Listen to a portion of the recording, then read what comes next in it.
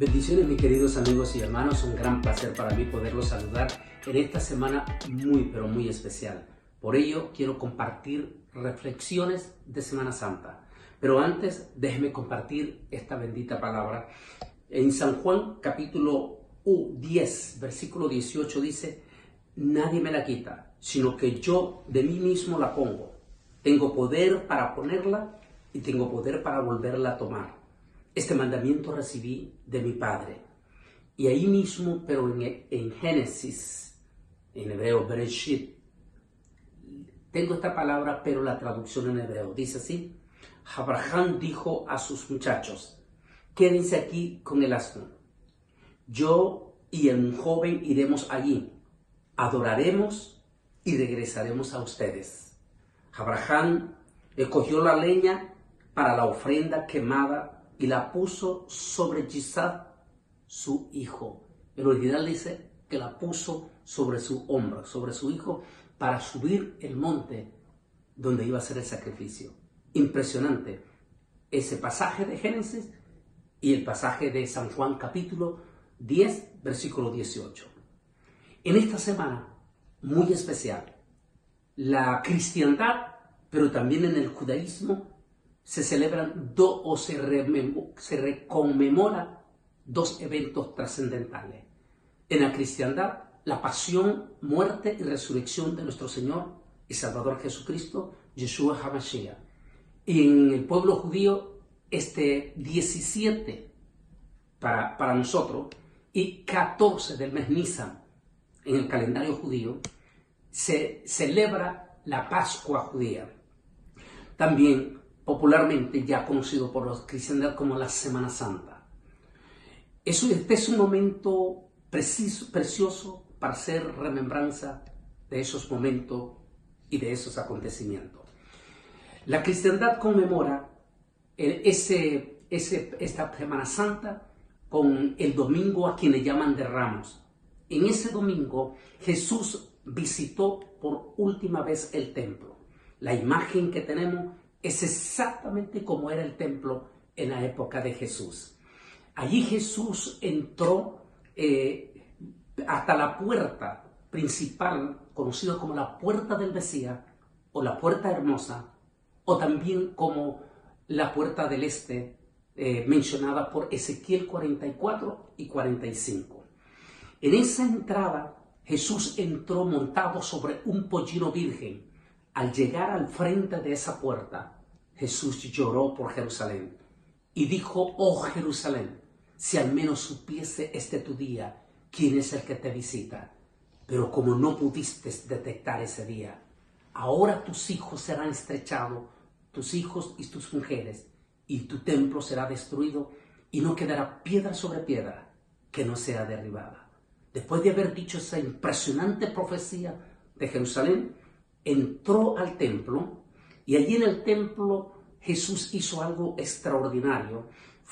Desafió al liderazgo religioso, a los dominantes que estaban en el templo. No es porque era pecado vender dentro. La plaza del templo era grandísima. De hecho, estaba con ley permisiva de vender las ovejas y también vender las palomitas y todos los sacrificios.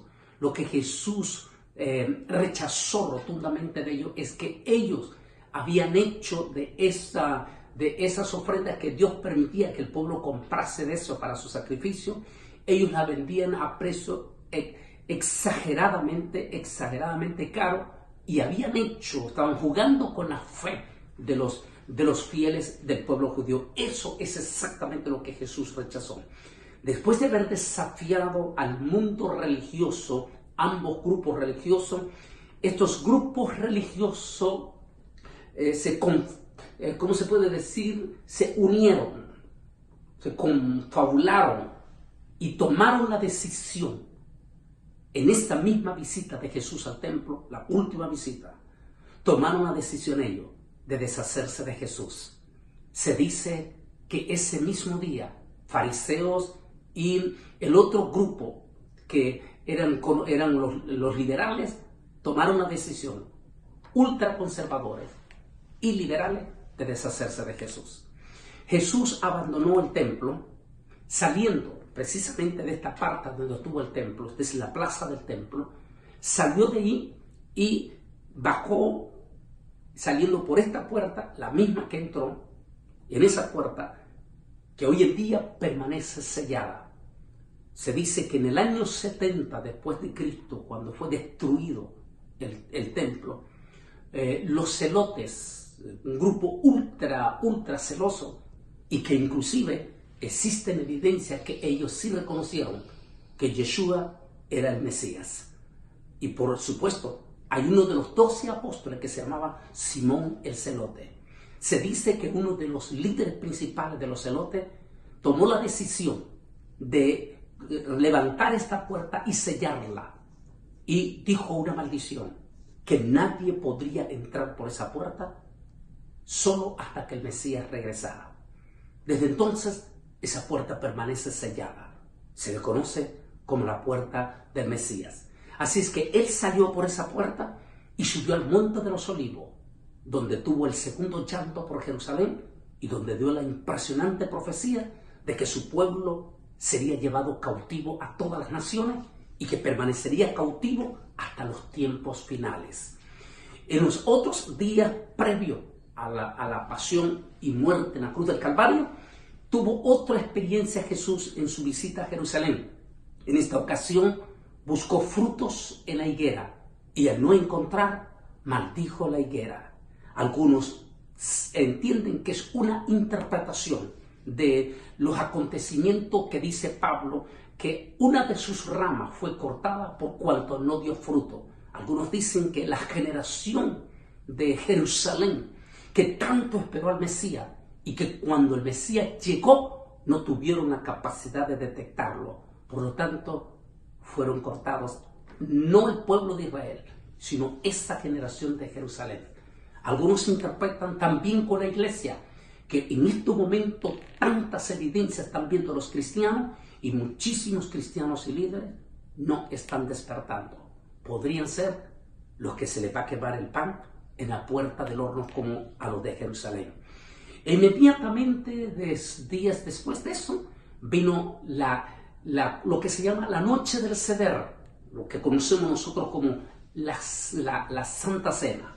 En esa Pascua judía, después de haber tomado la Santa Cena, lo que nosotros llamamos o la Cena del Seder, el Señor se fue al monte del Getsemaní, como está viendo la imagen aquí, y allí hizo la oración que usted ya conoce, y allí en el Getsemaní, él fue apresado esa noche, posiblemente entre las 8 y las 9 de la noche. Algunos piensan que fue por ahí de las 9, y de allí fue llevado inmediatamente, desde ese momento, a la casa de Caifás, de Anás, y paralelamente allí mismo en Jerusalén, aprovechando que Herodes, el rey Herodes, estaba de visita en Jerusalén, también visitaron a Herodes para tratar de juzgar a Jesús. Y como Herodes se negó a juzgar a Jesús, en esa misma mañana, el siguiente ya de lo que se conoce como el primer día después de la gran cena del Seder, fue llevado Jesús muy de mañana al palacio de Poncio Pilato, quien finalmente toma la determinación de crucificar a Jesús. Como vemos en la imagen, Jesús, después de haber sido azotado, Pilato y el pueblo, los soldados romanos, ponen el madero sobre los hombros de Jesús para que subiese al monte de la calavera. Impresionante la profecía de Isaac, cómo se cumple aquí con Jesús en ese momento. Lleva a Jesús y él fue llevado a la cruz del Calvario, donde finalmente él ofreció su vida. Como dijimos al comienzo, tal con sus propias palabras, nadie se la quitó. No fue culpa, no fue decisión de los judíos, ni fue decisión de los romanos de matarlo. Fue su propia decisión. Él voluntariamente ofreció su vida en una semana como esta, y allí derramó hasta la última gota de sangre, tal como lo dijo el profeta Isaías, que sería completamente lacerado su cuerpo. Eso es lo que dice Isaías 53. Completamente llagado quedó su cuerpo, de tal manera que no había nada parecido en él. despreciado y desechado entre los hombres.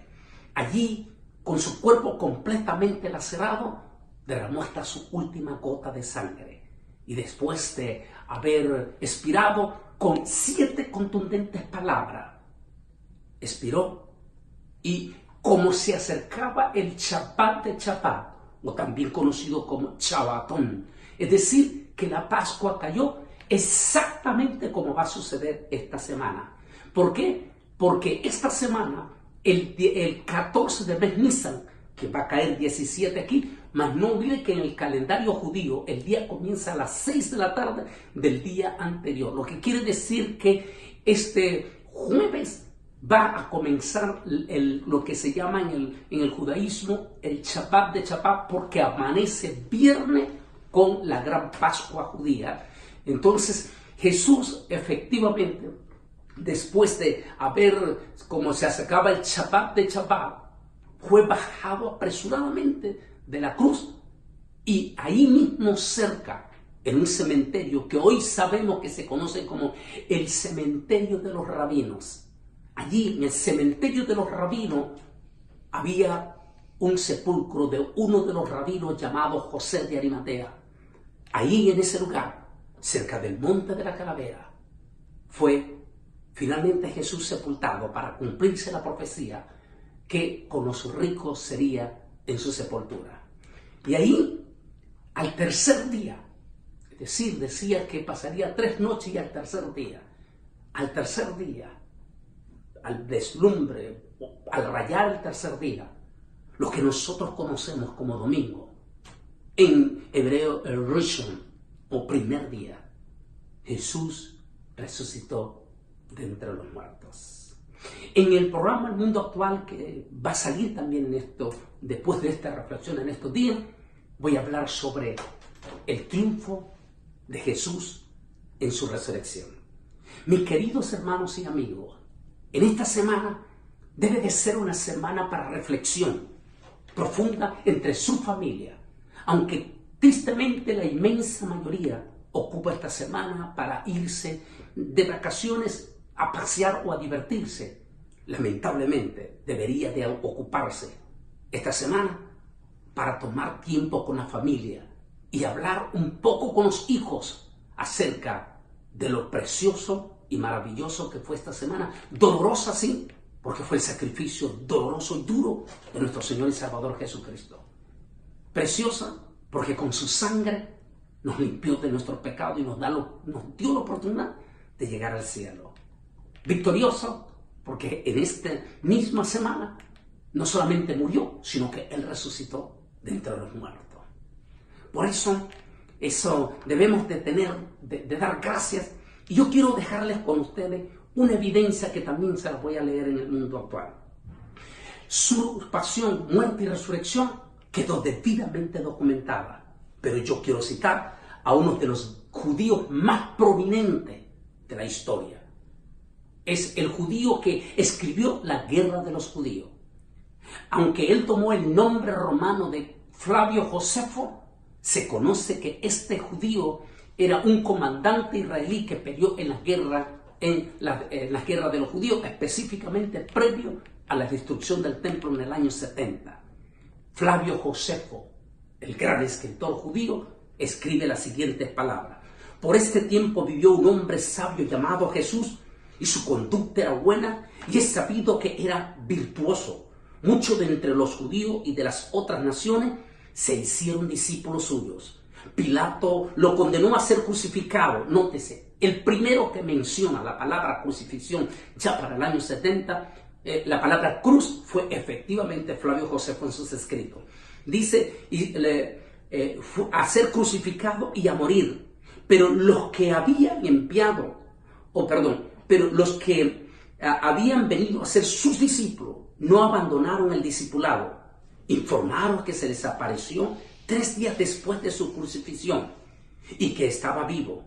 Por ello, y quizás fue el Mesías, acerca de quien los profetas han dicho maravilla, y la tribu de los cristianos, así llamada por él, no ha desaparecido hasta el día de hoy. Josefo en los escritos esenciales.